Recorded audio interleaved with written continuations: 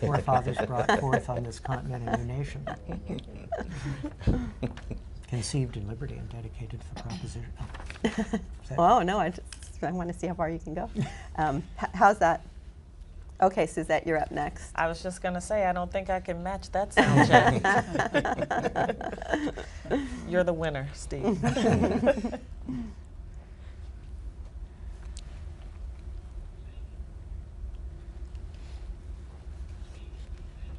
So the mic isn't coming through my ear.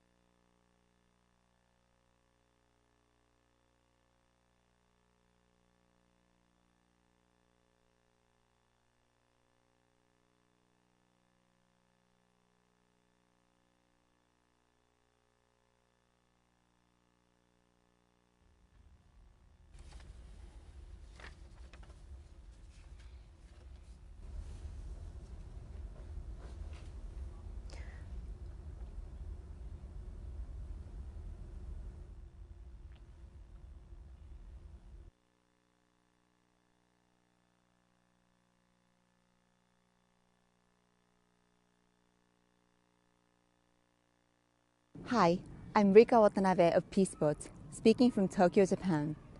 The war in Ukraine is promoting an arms race, not only Europe, but also here in East Asia. Nuclear arsenals and missiles are building up on the Korean Peninsula and over the Taiwan Strait. The risk of a nuclear war is real. The survivors of Hiroshima and Nagasaki, the Hibakusha, urge that the hell they experienced must never be repeated. This is why I'm watching this year's Doomsday Clock announcement. Hello to all of you around the world. My name is Mayra Meneiros, and I'm speaking to you from Argentina. I'm a research associate in the Department of War Studies at King's College London, member of the WHO Health Security Interface Technical Advisory Group, and deputy coordinator of the Next Generation Global Health Security Network. I have focused my career on biosecurity and biorisk management, and I'm interested in countering biothreats in all the different ways we can address them, bridging the gap between science and diplomacy, developing new tools for biorisk assessment, thinking about implications that emerging technologies have for the proliferation, development, and use of biological weapons, and empowering the next generation behind us to pursue this career path and be interested in biosecurity. So that's why I'm watching this year Doomsday Clock announcement. Hello, my name is Archbishop John Wester, Archbishop of Santa Fe, New Mexico, and I'm speaking to you from the Archdiocese. Recently, I published a pastoral letter, Living in the Light of Christ's Peace, a conversation toward nuclear disarmament. Some have told me that it's naive to think that we can live without nuclear weapons. I'm convinced it's far more naive to think we can live with nuclear weapons. And that's why I'm watching this year's Doomsday Clock announcement. I'm S.J. Beard. I'm an academic program manager at the Center for the Study of Existential Risk. I work on developing new methodologies for studying extreme and unprecedented future events that threaten human extinction and civilization collapse. And I'm really interested to see how the Bulletin weighs up the risks from nuclear war, climate change, and disruptive technologies. Hi, I'm Lalita Sundaram. I'm a Senior Research Associate at the Centre for the Study of Existential Risk. I work on biological hazards, both natural and man-made. I'm particularly interested to see how the Doomsday Clock's announcement reflects the past few years of the pandemic we've been living through. I'm Hayden Belfield. I also work at CSER at the University of Cambridge, mostly on the risks from artificial intelligence, and I'm particularly interested in what they say about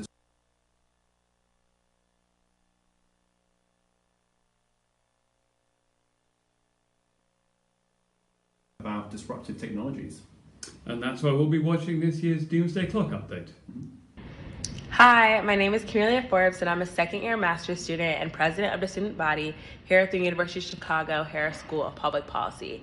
As part of my program, I am pursuing a certificate in global conflict, which emphasizes the need for peace and coalition building among nations. As nuclear war becomes a constant threat and conflict, especially in the growing war between Russia and Ukraine, the further we move away from midnight, the closer we as society can move towards more safer and sustainable methods. This is why I'll be watching the Doomsday announcement. Hello everyone, I'm Mitzi Jonelle Tan, a climate justice activist from the Philippines with Youth Advocates for Climate Action Philippines, or YACA. And my country is one of the most vulnerable in the world to the climate crisis, yet we barely contribute to it. We're not able to adapt, transition to a renewable energy system, or manage the loss and damages that we have because of the historical and ongoing overexploitation of our country and the global south by the global north. We need systemic change, and we can only achieve that through collective action. And that is why I'm watching this year's Doomsday Clock announcement. Hello, my name is Polina Sinevets. I'm the head of Odessa Center for Non-Proliferation. I'm studying nuclear deterrence, which has become highly relevant due to Russia's war against Ukraine. This is why I'm watching the Doomsday Clock announcement. Thank you.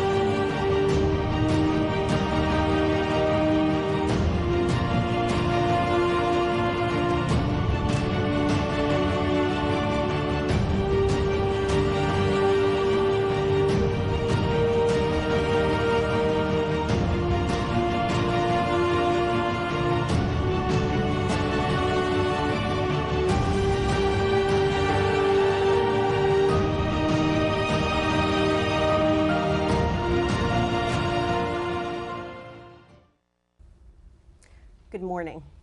I'm Rachel Bronson, President and CEO of the Bulletin of the Atomic Scientists. I'm pleased to welcome you to today's virtual press conference hosted at the National Press Club in Washington, D.C.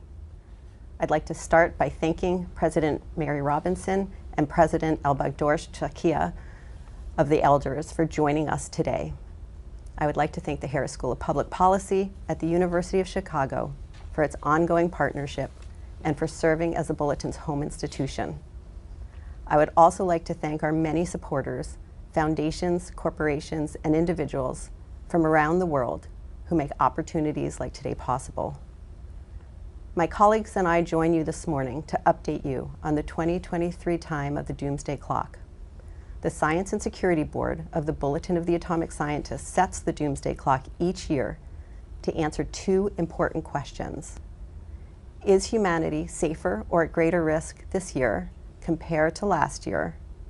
And is humanity safer or at greater risk this year compared to the more than 75 years we have been asking the question?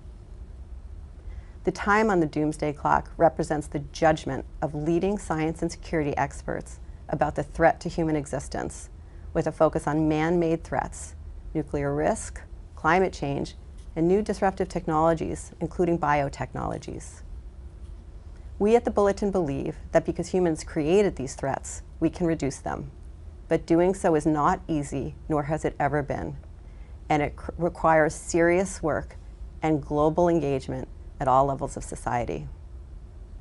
The Doomsday Clock was created in 1947 and has become one of the most powerful and most recognized graphic representations.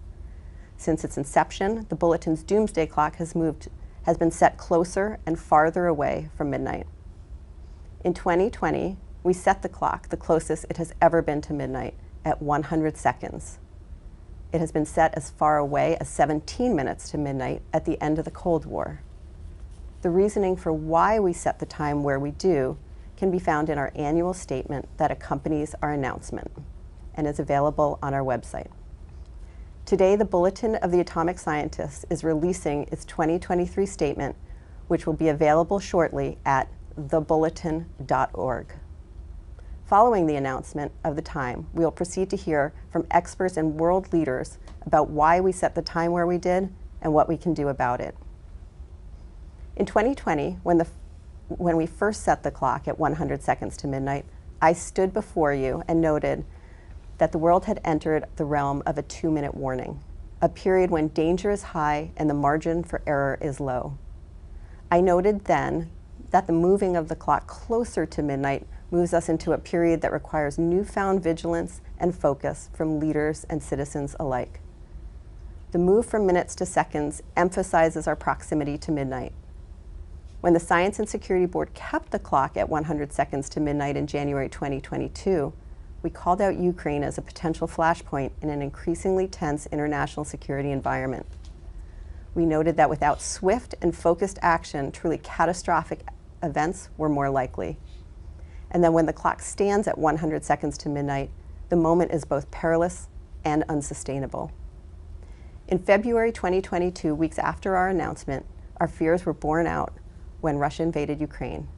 In March of 2022, the Bulletin issued a statement that condemned the illegal and dangerous invasion of Ukraine by Russia and called on all countries to denounce Russia's actions and President Putin's outrageous threats of nuclear use. Russia's thinly veiled threats to use nuclear weapons remind the world that escalation of the conflict by accident, intention, or miscalculation is a terrible risk. The possibilities that the conflict could spin out of anyone's control remains high. As UN Secretary General Antonio Guterres warned this past August, the world has entered a time of nuclear danger not seen since the height of the Cold War. The war's effects also undermine global efforts to combat climate change, as countries dependent on Russian oil and gas have expanded investment in natural gas, and Russia's false accusations that Ukraine planned to use radiological dispersal devices, chemical weapons, and biological weapons take on a new meaning as well.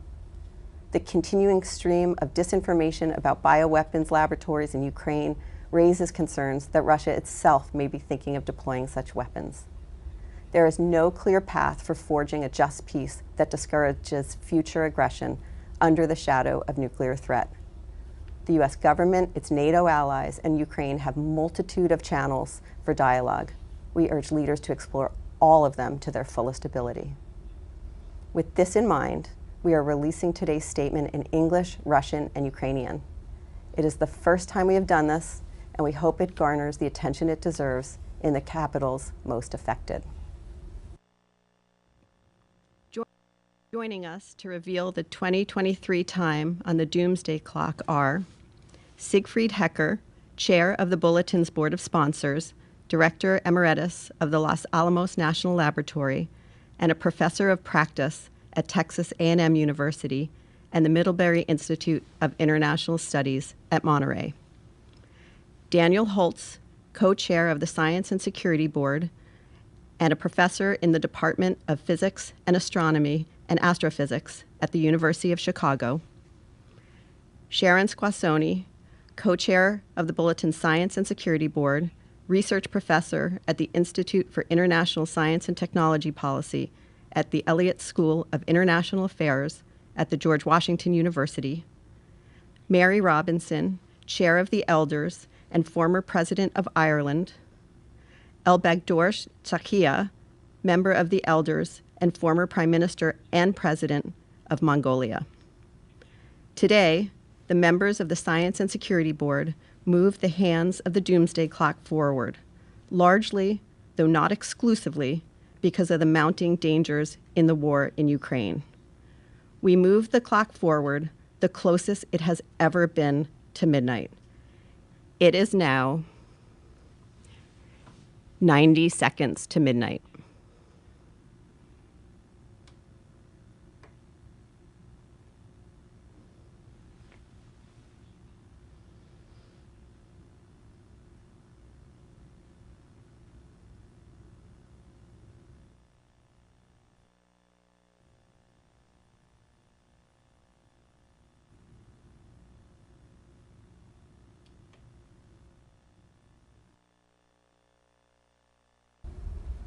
Let me now turn the discussion to members of the Science and Security Board to elaborate on the statement in the current time. I'm pleased to welcome members of the Science and Security Board, Steve Fetter, the Associate Provost, Dean of the Graduate School, and Professor of Public Policy at the University of Maryland. Steve is a recognized expert in nuclear risk and advanced technologies. Suzette McKinney, a Principal and Director of Life Sciences for Sterling Bay, and a leading practitioner and expert in emergency preparedness in urban settings.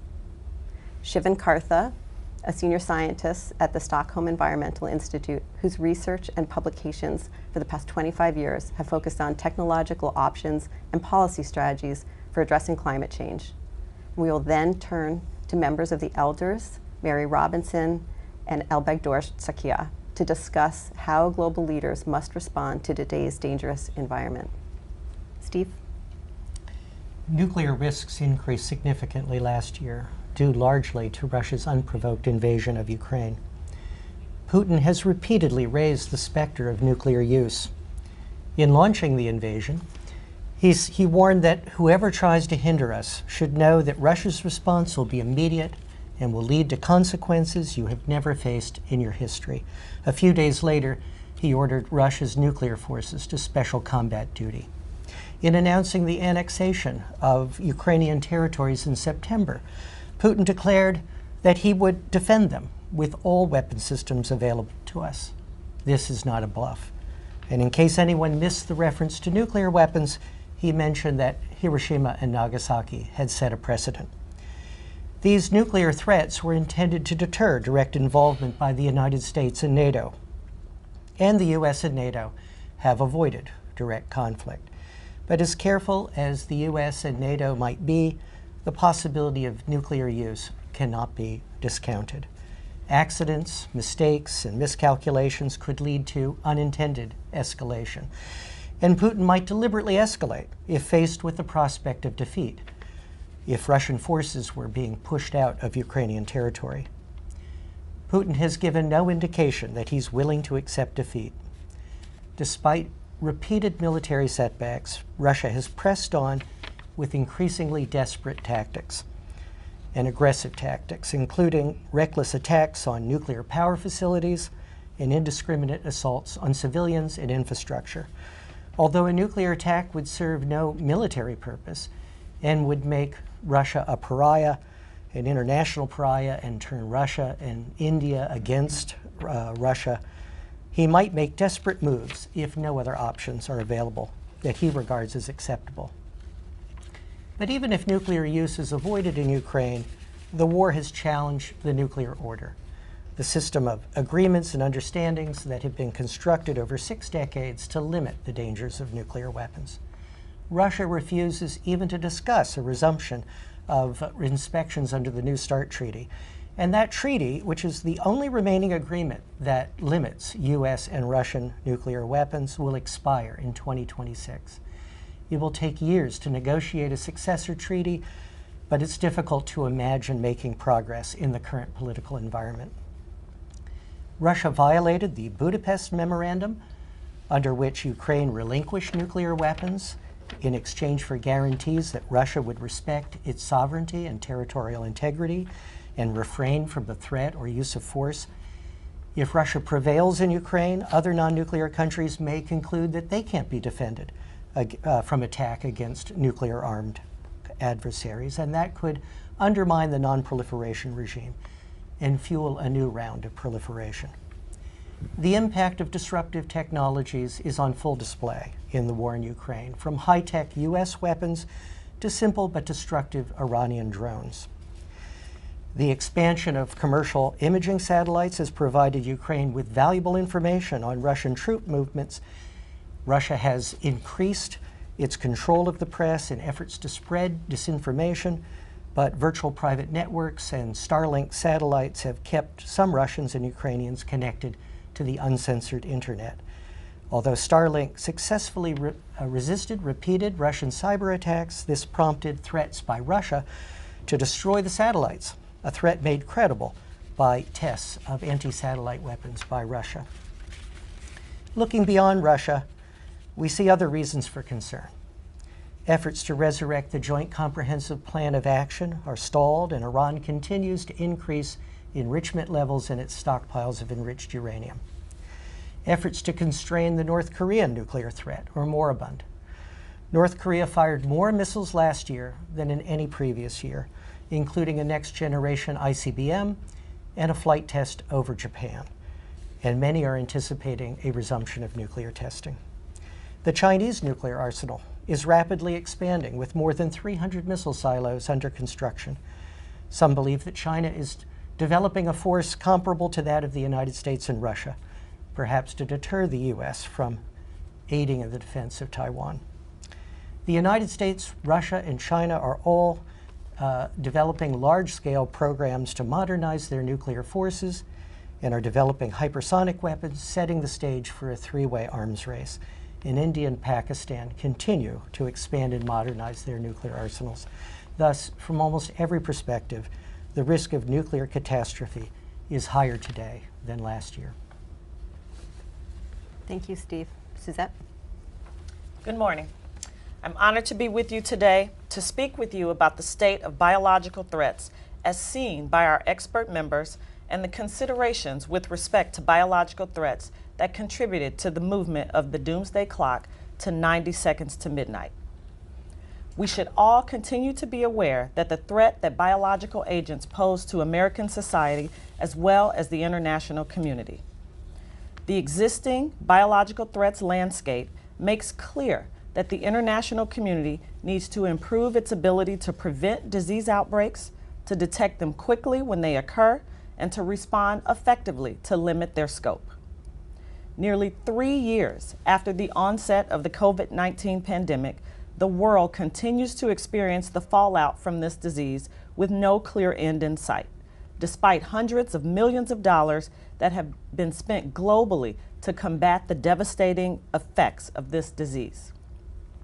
Events like COVID-19 can no longer be considered rare, once-in-a-century occurrences.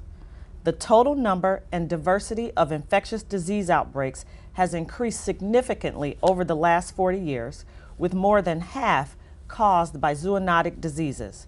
That is, disease originating in animals and transmitted to humans.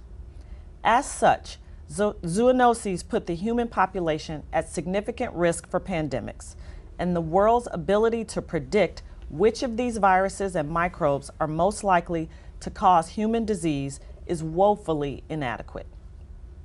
We live in a time of revolutionary advances in the life sciences and associated technologies. Researchers can engineer living things to acquire new traits with increasing ease and reliability, especially viruses that can be synthesized de novo in the laboratory. Laboratory accidents, which continue to occur frequently, also pose a significant risk.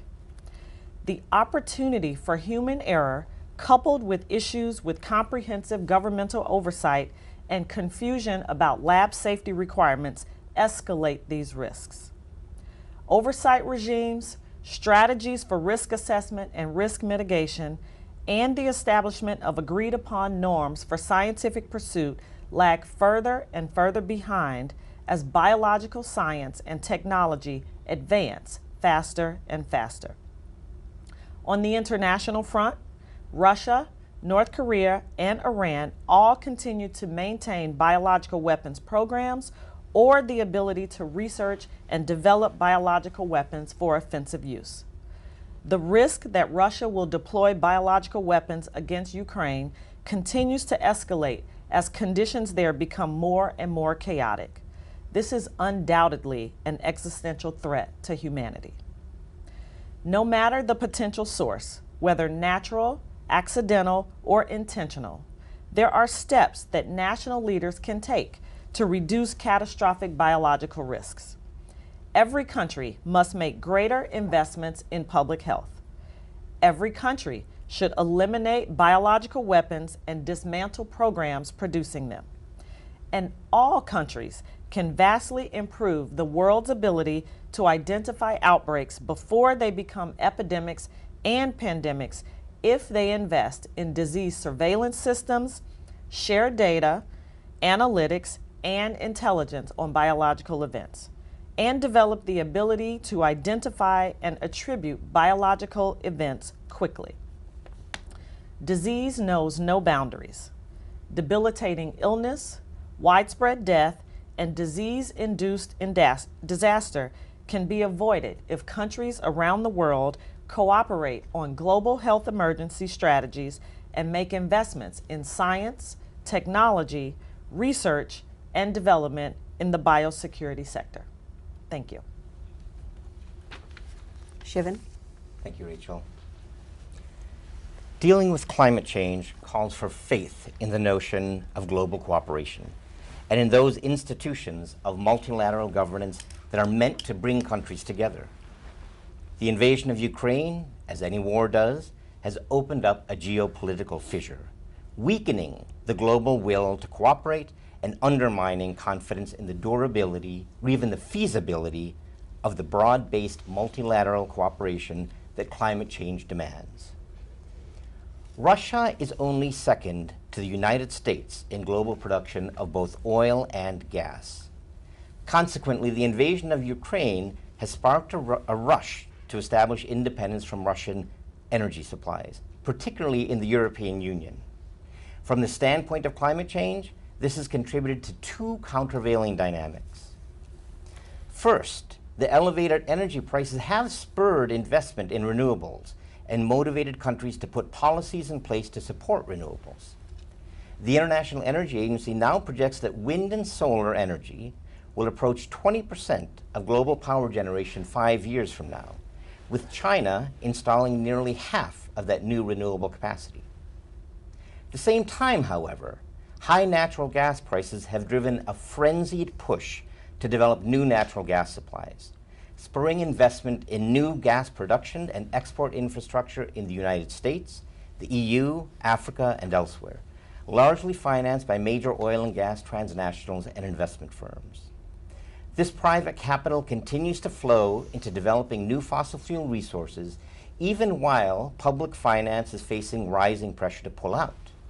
The high gas prices have also pushed an immediate term shift to coal in power plants, leading this past year to be a record high for global coal consumption.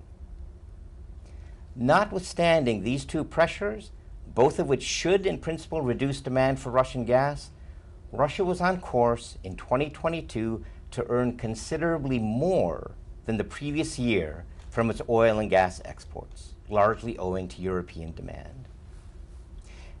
As a consequence of this, global carbon dioxide emissions from burning fossil fuels, after having rebounded from the COVID economic decline to an all-time high in 2021, continued to rise in 2022 and hit another record high. A decline in Chinese emissions was overshadowed by a rise in the US, in India, and elsewhere. With emissions still rising, weather extremes continue and were even more clearly attributable to climate change. Countries of West Africa experienced floods that were among the most lethal in their histories, owing to a rainfall event that was 80 times more likely to occur because of climate change. Extreme temperatures in Central Europe, North America, China, and other regions of the Northern Hemisphere last summer caused water shortages and soil drought conditions that led in turn to poor harvests, further undermining food security at a time when the Ukraine conflict has already driven food price increases.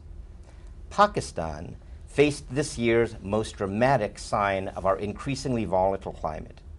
Intense floods due to what was called a monsoon on steroids that inundated 1/3 of the country.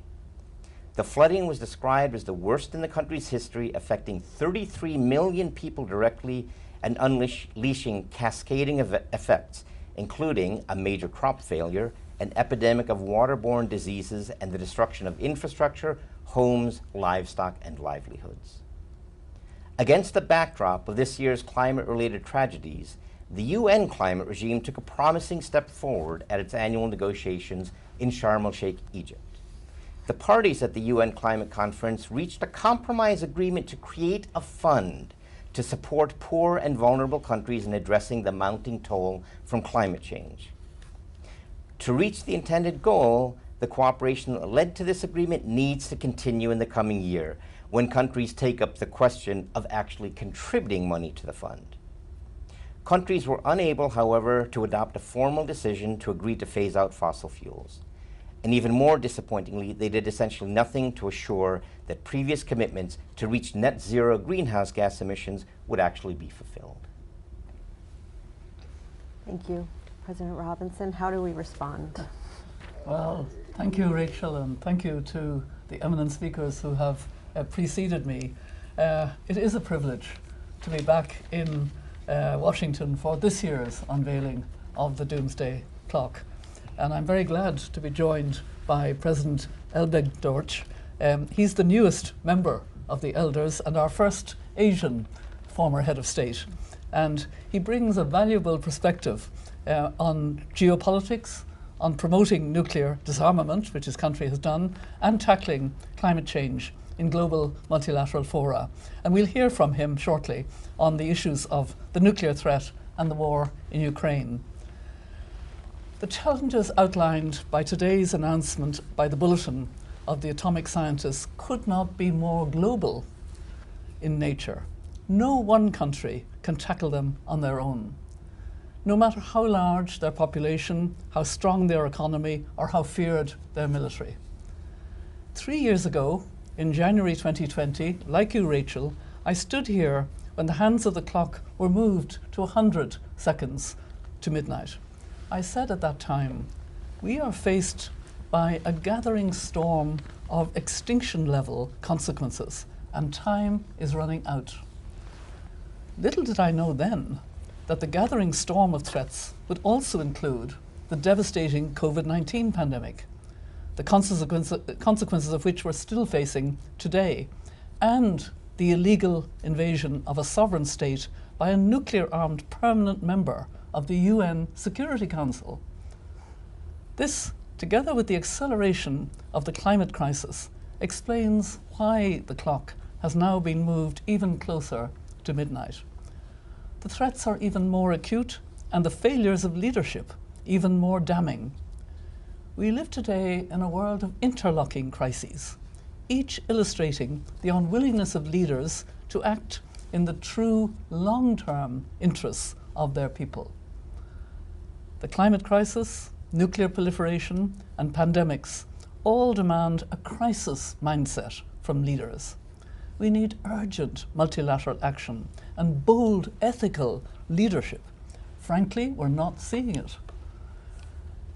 If one person could be said to embody bold ethical leadership, then for me it would be our founder, Nelson Mandela. He discerned these threats and the need for a collective response when in 2007 he founded the Elders, the group of independent former world leaders of which I had the honor to be chair. We need leaders like Mandela again today. The existential threats we face need his sense of urgency and need his spirit of humanity. As Elders, we dedicate our time to seeking solutions and solidarity on the climate crisis, on pandemics, and on nuclear weapons. We call for a renewed focus on what world leaders must do to address these global challenges. None will be overcome by the hollow promises of populism or naively utopian demands.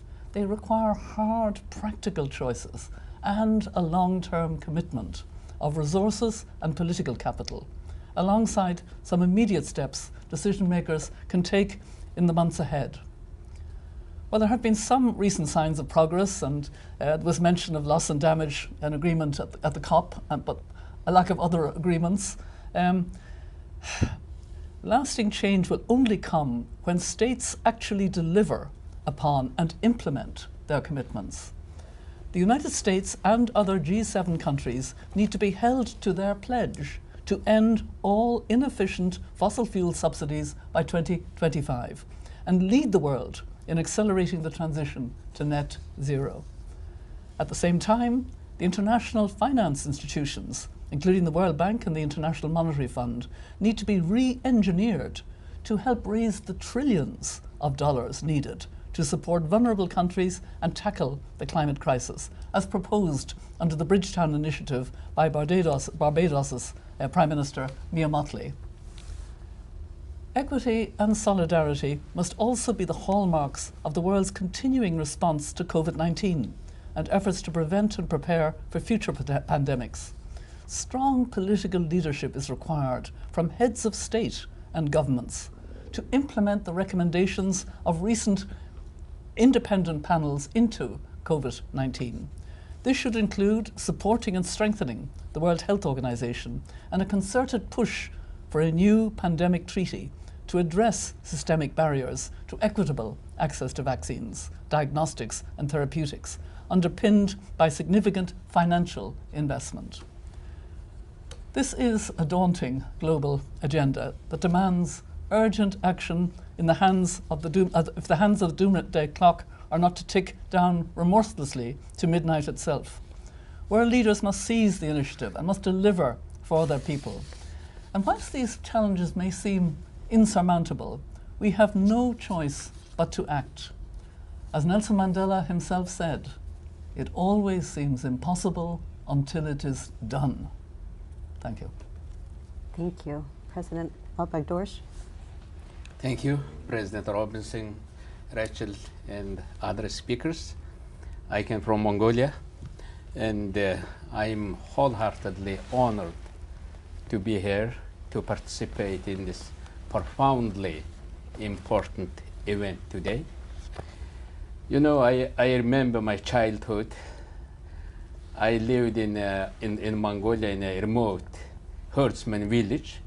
During that time, almost half centuries ago, we were the 10 and 12 years old boys and girls shouting that no war, no nuclear weapons, and we want to live. That was almost 50 years ago. But now I'm really honored to say to the village of humanity, you know, there are existential threats. We are really closer moved to the doomsday. And when I see that village to humanity, now I'm honored to say from this stage today. And also these existential threats outlined today should be a cause for alarm for every citizen on earth. And even more alarming is the continued failure of decision makers to rise to the challenge despite urgent warnings they hear year after year. Also, I would like to remind here one story from our human history. You know, there's a city called Pompeii in modern Italy, and people lived there 2,000 years ago, and there was Mount Vesuvius actually erupting. And that actually continued for 18 hours, and people kind of used to that. But after that, that 6 meter, 20 feet high, melted lava came to the town and buried it. Now I see that we see more Mount Vesuvius near to our human villages. Mount Vesuvius is related with the wars, with the nuclear weapons, nuclear threats, and that pathogenic threats, and pandemics, also with the climate crisis. There are one more mountain is rising. It's like more related with the disruptive technologies. and people and scientists are warning us. And we have to wake up now for the call of these people. And I think science is not nationalistic. Science is universal. And they are calling us. And we all know that Doomsday Clock, when it was far in 1991, 17 minutes to the midnight. If you see the 17 minutes in terms of the seconds, it's 1,020 minutes. Now that actually moved to the 90 minutes. Since, 17 minutes, it's almost, 17 minutes is almost 10 times closer to the midnight. And I think this is why the urgency of the interconnected and existential threats we face, it requires a crisis mindset from our leaders. And around the world, all we mentioned, I don't want to repeat those threats. And I think these are now, we cannot continue now business as usual. We need to wake up. Thank you. Thank you so much. We have some questions coming in from the press. And this one is from Ivan Pilchikov at TASS Agency, Russian media. And I'm going to turn it first to Steve and then to President Al-Baghdorsh. The first question is, the U.S. and its allies are currently discussing sending Western tanks, additional long-range weapons, and Western fighter jets to Ukraine. How, in your opinion, this is for Steve, how, in your opinion, does it affect the prospects for resuming of the U.S.-Russian strategic dialogue on arms control, and does it increase the risk of nuclear conflict? Before you answer, I'm going to then turn it over to President Al-Baghdorsh, who has engaged directly with President Putin when he was serving as president in Mongolia, sitting between some pretty powerful neighbors. So first, Steve, if you could take that first question, and then I'll pass it over to President Al-Baghdorsh for some thoughts. The U.S. and Russia have a strong shared interest in avoiding nuclear war and in minimizing nuclear risks, and we should be able to pursue this shared interest despite the war in Ukraine, just as we did during the darkest days of the Cold War. U.S. military assistance to Ukraine may complicate those efforts, but as I alluded in my remarks, I think is essential for the long-term risks of nuclear war, nuclear proliferation, that Ukraine is able to resist the invasion and repel Russian forces. And so we should do everything we can to support Ukraine in that. President Al-Baghdorsh? I think President Putin attacked Ukraine not because of his reasoning today he's talking about, and he actually attacked Ukraine. My understanding is if free Ukraine succeeds, it might be bad for Russians. And because of that, I think he attacked Ukraine. And from the first day, when there was started full invasion of Ukraine, Ukrainian leadership asked for more weapons. I think Ukraine has every right to exist, every right to defend. And that fiery front line in Ukrainian war, not only that front line runs between Russia and Ukraine, I think it runs between autocratic world, between free world. And Ukrainians are not only defending their territory, I think they are defending world security, global quest for freedom. And when Western allies give them more weapons to Ukraine, there seems more succeeding. When there are more tanks, when you give more javelins against tanks, they are succeeding. If you, when you give the more aircraft, anti-aircraft weapons, there are no longer, you see no longer the fighter jets or attacking helicopters. But now that entrenched, aggressor, in order to fight with them, I think they need more tanks. And from the start of the Ukrainian war in Ukraine, now there are triple number, 333 days, exactly today. 333 days. They are defending their country and defending world security and freedom. I think they need more tanks. That wounded, fatally wounded Ukraine has no time to wait. When there is rape happening, when there is healings happening, when there is coming to their country more destruction, they have no time to wait. I think they need more support, more weapons, more tanks. Thank you. The second question is from Seth Borenstein that I'm going to take the answer to, and then I'm going to pass it over to President Robinson. The second question from Seth Borenstein at the Associated Press. You've been saying for decades we are mere minutes from doomsday, yet here we are, still going. What is different this time, and what should the public believe is different? The point of the clock is to assess where humanity is, whether we're safer or at greater risk. And as we move the clock closer to midnight, we are sending a message that the situation is becoming more urgent. We need to spend more attention, that crises are more likely to happen and have broader consequences and longer standing effects. So with that, when we move it away from midnight, the public can believe that their engagement and their power in influencing their leaders is having an effect. And we're in a situation now where leaders aren't doing what they need to, and we need the public desperately to make sure they focus on these key issues about advancing technologies, not only the benefits, which we'll turn to in a moment, but the risks as well. And so what we're conveying with this clock move is things are not going in the right direction. And they haven't been going in the right direction, and those out who are listening say, like, it doesn't feel safer today. They're not alone. We're very concerned about this. So no one can do this alone, but everyone can do something.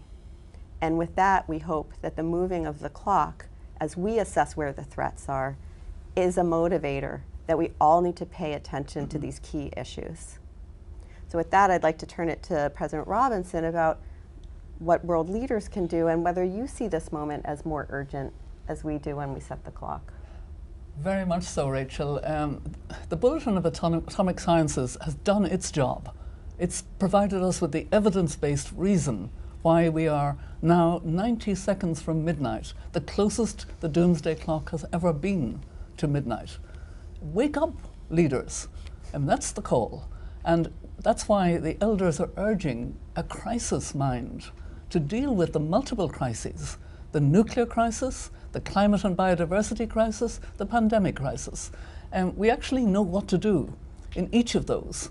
And these are global solutions that are needed.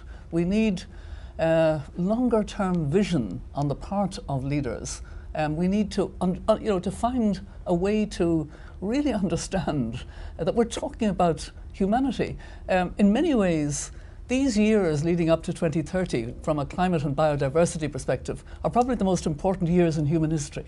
Because either we will do what the scientists are telling us to do, or we will condemn future generations to a terrible world. I mean, it's unbelievable that we would do that. During COVID, we listened to medical experts. Countries knew that unless they listened to the I can't even pronounce the word, never mind, listened to the medical experts and had the vaccines roll out, etc., that we were in real danger. Why can't we listen now just as well to the scientists who are telling us in unequivocal terms how serious it is? Leaders, wake up. This is your responsibility. This is on your watch. Thank you. I'm going to turn the last question to Suzette and Shivan. And this comes in. This is the closest we've ever been to midnight. But are there any bright spots that you want to highlight? Any areas of hope? Let me go to Shivan. I'll go to you first, and then Suzette, you can take us home. One thing that's happened that we can definitely take some heart in is that there has been tremendous expansion in the in innovation around renewable energy and in deployment and in policies that will support the further expansion of renewable energy. And renewable energy is set to be the largest group of energy sources in the fairly near future, in the next 5 years or so, and that's compared to coal, which has been dominant source of electrical power. So that's definitely something to take heart in. A second thing to take heart in is that, like various other problems, climate change is in some ways a generational problem. There's a generation that's growing up now, a generation that will be our leaders in the future, that is fired up about climate change, so to speak. They're very concerned about it. They're concerned about it as a personal issue. We, our generation, has been talking about climate change as a problem for future generations. This is the future generation that is coming up now and that will see the potential very dire impacts. And so their motivation and their energy and their seriousness about climate change in a way that the former generation hasn't been, as President Robinson was saying, that's something to definitely put some serious hope in. Dr. McKinney? Thank you, Rachel. I would say there are a number of bright spots in areas that give us hope. First and foremost, investment in the life sciences and the will among leading researchers to identify advancements in technology, advancements in the life sciences continues to grow. The COVID-19 pandemic really heightened the need to increase research in these areas and to continue to search for the quest to solve for these very complex public health and medical problems. I also believe that healthcare practitioners are more emboldened to work together and to work alongside policymakers to ensure that we are moving quickly toward the advancement of surveillance systems and other processes that can help us identify these threats much more quickly and respond to them much more appropriately. I do believe that while there continues to be a void in the international community with regards to how quickly these advancements are being made, there is will there to move the needle, if you will, on advancements. And I think that our leaders need to not become complacent, but continue to recognize and understand the devastating effects of biological threats and the continued need for advancements in research and all areas of the life sciences so that we can begin to improve upon these situations so that we will curb and begin to slow down the negative impacts of biological threats. Thank you. As we come to the end, I want to thank you and thank our panelists and experts and world leaders for joining us for this year's announcement. We've heard some bright spots, ones that we always look for at the Bulletin, because science, the advancement of science brings such huge potentials.